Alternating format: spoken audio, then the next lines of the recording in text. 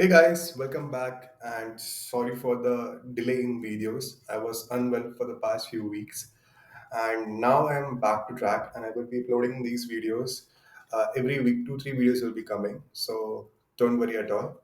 And in this video, we will be discussing about value types and variables in Go, right? So let's dive in.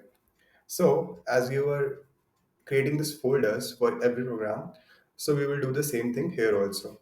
So let's create a folder, name it as P2 values, right? And then go inside this folder and create a file called main.go, right? And just copy this thing back to this program, right? Package main, and then we have a the standard library that is present in Go, that is FMT, right? So FMT is the standard package available in Go, right? And it has some standard functions that is like println, right? So you are using it from FMT, right? So, what are value types? Like, if you remember, if you are familiar with other programming languages like Java, C++, so you have int, boolean, string, float, double, right? Similarly, in Go, we have some value types like int, then we have string, then we have float, then we have boolean, right? Right? Value types. So let's try to print some of these values, right? So let's see string first.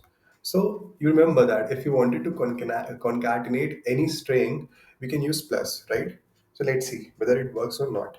So cat space plus another string doc, right? First is this string concatenation. Uh, sorry, yeah, string concatenation.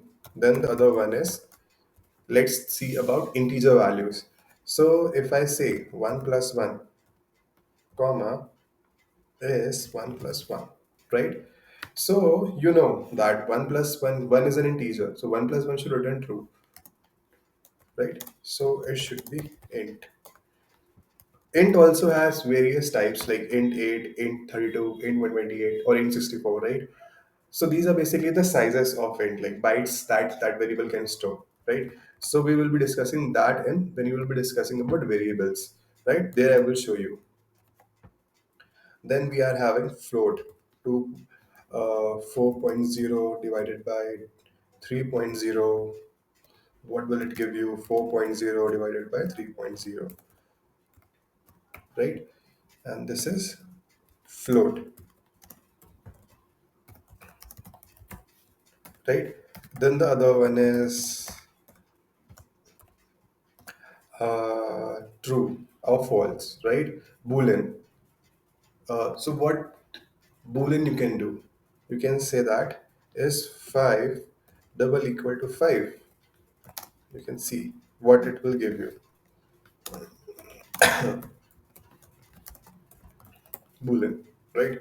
So let's try to run this program and see what variable or what values we get, right? So first let's to cd to the directory and press tab here. So you will see that the folder name comes directly automatically, right?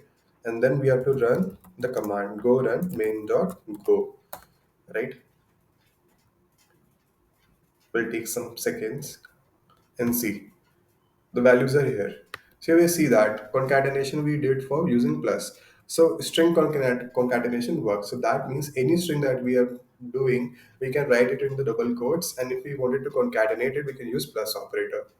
Simple, right? And then we have this integer data type, right? And there what we have done is we have did 1 plus 1. So it should give 2, right? And it is giving 2. Then we have float type. So we have used decimal point 4.0 divided by 3.0. So it should give a value float type, right? And it is giving 1.3333, right? And then we have this boolean type. So it is giving you true because 5 is equal to 5, right? So that is correct, right? So it is giving you true. So these are some value types in Golang, right? Now let's talk about variables. So if you are, this is just like just a simple value I showed you. But important thing is how you declare a variable in Golang and what are our variable types present in Golang. Okay, there's a thing called shortened declaration of variable. So how do you do that? So in these all we will discuss in this variables, right? So let's create another folder P3 and call it variables, right? And then similarly create a file called main.go, right? And just paste this simple header of this program, right? So we have added this, right? Now, in Golang, we have different types of variables. So I don't wanted to write manually here, so I've written it already into this docs or txt. So some basic types that are available in this Go is int, and int 8, int 16, int 32, int 64. So what is this 8, 16, 32, 64? These are bytes. I mean bits, 8 bits, 16 bits, 32 bits. 32 bits means 4 bytes, right? So these are all the size basically that the type of value that you can store in this data types, right? Then you have uint 8, uint 16, uint 32, 64, and then you have float 32, float 64 that you can store float value, and then you have complex. Complex, if you remember, basically these are these types of values like 3 plus 4 iota, right? 3 plus 4 iota. I is basically iota, root of minus 1, right? So these are complex values and you can store it in this Go. So I don't think any other programming language I have worked with, I've used this type. Maybe Go is providing you that, I guess. And then we have byte, then we have rune. Rune is just an alias for int32, right? So wherever you wanted to use int32, you can use rune there, right? And you can use this rune to represent this Unicode. If you wanted to type the Unicode of any value, you can use this rune, right? And rune will, so that value get stored in this int32 types of data type, right? So for printing that, you can use this percent %u, right? So percent %u is basically the uh, uh, data specifier. Basically, you can say if you wanted to print that value, Unicode basically for that value. So you can use this percent %u, and then we have string, and then we have this bool that is for boolean, right? And then we have some composite types that are arrays, slices, maps, structs, pointer, interfaces, channels. So these and all we'll be discussing in separate videos because we will be seeing it in detail. How is declaration done?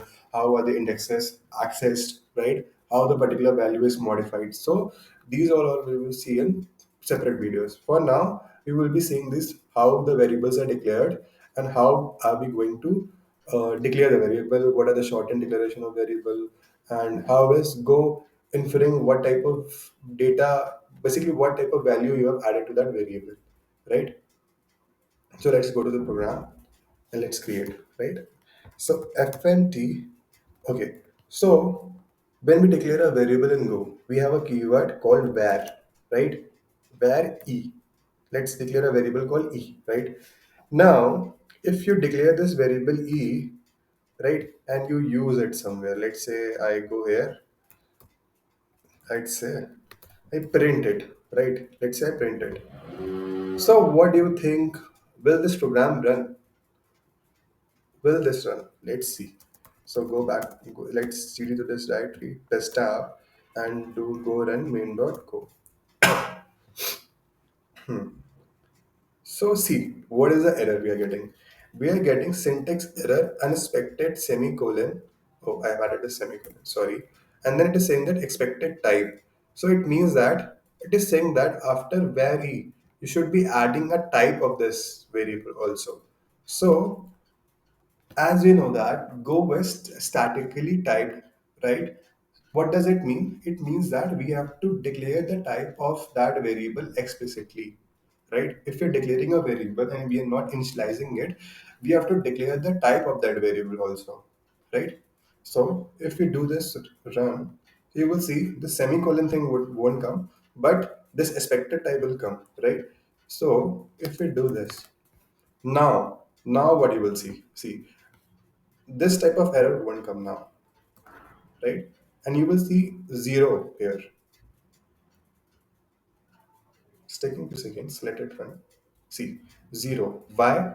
Because for this e variable, the default value for integer in Go is assigned as zero. So e will be initialized with a default value called zero. right? That is why 0 is coming. So this is the declaration that you can use. Whenever you're declaring a variable, you have to use a keyword called var, then the variable name, and then the data type that you wanted to do, right?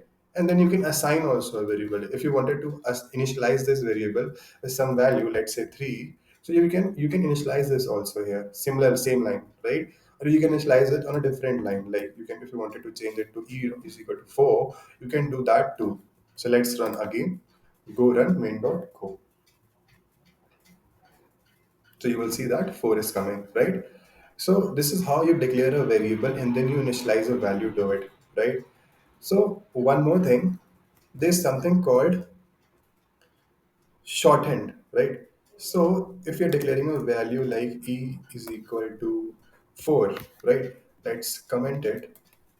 And if you're declaring a value called e, this a colon is equal to 4, then what will happen is Go will automatically declare this variable as integer. It will assign this data type as integer to this variable and assign this value as 4. So basically, this is the shorthand operator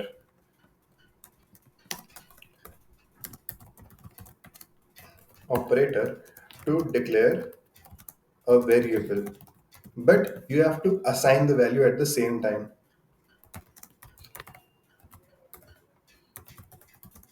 Assigns the value at same time, right? And then only it will be able to infer that okay, this variable is having 4. 4 is an integer value. That is what we saw in this program in which p2 values program that we created. There we saw 1 plus 1 we did, so 2 came. So 2 is an integer value. That is how Go was able to identify it, right? So this is the way if you wanted to create a shorthand, if you were to declare a variable using a shorthand operator. But there's a one catch. What is that? This will only work in the function if you're declaring here. If you're trying to declare it here, e colon is equal to 5, right? And if you try to print it here, it will throw an error. And what error it will throw? Let's see. See, non-declaration statement outside function body. That means that you can't declare this variable using a shortened operator outside a function. But if you are using this as using a where keyword, where int is equal to 5, now see, you won't be getting any error now because the variable is declared as global variable and you would be able to use it into the main function. See, 5 is coming, right? So this is the catch with this shorthand operator. Okay. So this is the thing that you need to remember. Second thing is using this where keyword, you can declare multiple variables at the same time, right? So if you wanted to declare E, then what you can do, we can press B and then you can declare int is equal to int, right? And then next line you can do int is equal to 3, sorry, e is equal to 3, b is equal to 4, right? And then you can print it, e comma b, right? So I'm just taking this random variable names just to avoid any necessary wastage of time. So 3 comma 4, see, 3 and 4 is coming for e and b. So you can declare multiple variables, but the way to declare a variable should be same. Var keyword, then the type of variable, that is the variable name, and then the type of variable. So let me write it. Var keyword, var keyword, then followed by variable name or slash s, and followed by variable type, right? So this is how we can declare a variable. And it's not just for int, it's for anything. If you want to declare a variable string, you can write a string variable. Let's see, where name, right? And let's say string. Let's name it as Aman, right? And if you wanted to print this name, what we can do, we can go to this fmt println. We can just type name and it will print name. And this other thing also, if you're declared any variable and you're not using it into your function, you've declared any variable, it will also throw an error, right? So if I run this go and main.go, So you will see first E declared and not used, and then B declared and not used, right? So you're getting some errors here. Although this last line is correct, but it is going one by line. And it found that E is declared but not used and B declared but not used, and then it showed this error, command line argument, and then the error E declared and not used, B declared and not used. And if I comment it, you will see these errors are gone,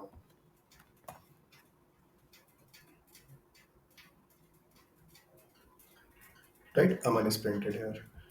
So these are some basic things that you remember when you are working with variables, and what type of values you are storing you need to see. And you need to follow this thing when you are declaring a variable, right? So this is what I wanted to share with you in this video. Next video we will see what is constant, and then we will move to the composite data types, right? So thank you. Bye bye. Take care.